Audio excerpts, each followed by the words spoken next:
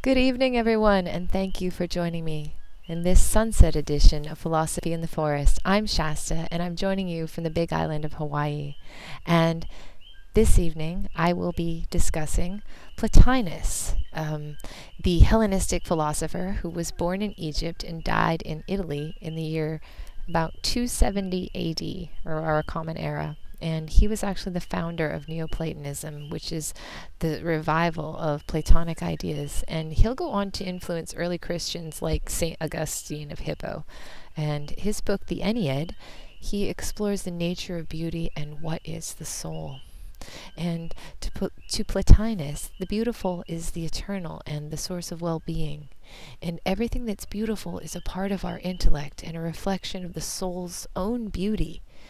So to recognize something as beautiful is that which the soul is on its own to Plotinus and to the Neoplatonists. And later this idea of beauty will be called the divine, or be called the absolute in the Aristotelian model. The idea that there is this one uniting all good, all beautiful.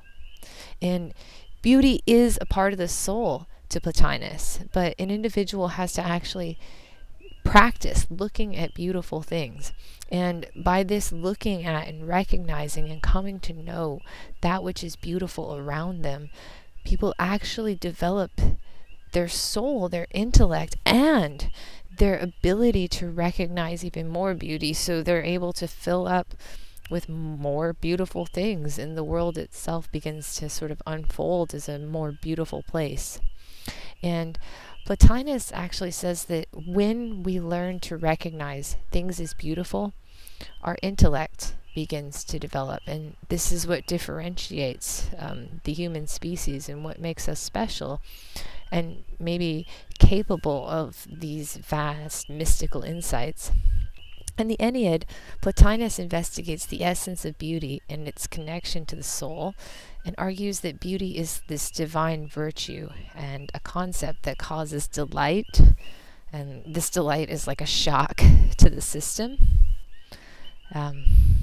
And the idea of seeing something that's ugly, right? So there's a dualism here, is repulsive. So one is like this rapturous ecstasy, and the other one is like basically makes you sick. And it's actually discordant, it's chaotic, it's removed from divine reason, and that true beauty is the human intellect. And the intellect has this ability to recognize shapes and forms and to differentiate itself. And the fact that we have this soul that's able to recognize beauty is something that is a part of what unites us to our own imagination. And so we can actually develop self-realization by realizing our own maybe inner beauty and exploring the depths of our imagination through our ability to recognize beauty as this unfolding intelligence. So the Neoplatonists say. So Plotinus says. And according to Plotinus, the beautiful is a source of well-being and something that causes pleasure, erotic thrill, most certainly, and astonishment. So there's like this enraptured experience when beautiful things are presented to us, and everything that's beautiful is actually a reflection of the soul's internal true nature. And beauty itself is this ethereal experience, almost inexplicable, just like sunset. Somewhat like stupefying, inconceivable, like a display of fireworks. The experience of beauty can be so pleasurable that, yeah, it is. It's rewarding. It's orgasmic. It's ecstatic. It has the power to overwhelm people because it's this just tremendous source of pleasure. And beautiful has this almost consciousness inside of itself because it captures our imagination. And according to Plotinus, it brings our soul to this profound level of ecstasy. And to him, it's beauty that's the cause of life. I mean, maybe in terms of like, attraction, lust, but beauty is also a function of the intellect. So it's our ability to contemplate and recognize things that is a part of our being. and that the mind itself is beautiful.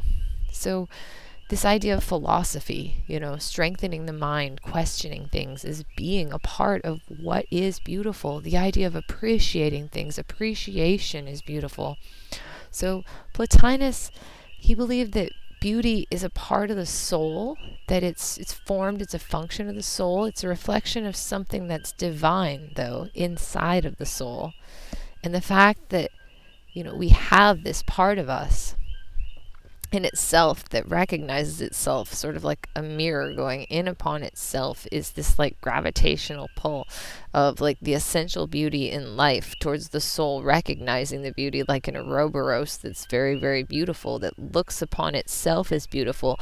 The individual becomes aware of their connection to everything that's beautiful, and there's sort of this divine rapture that happens. And this the Christian philosophers will use.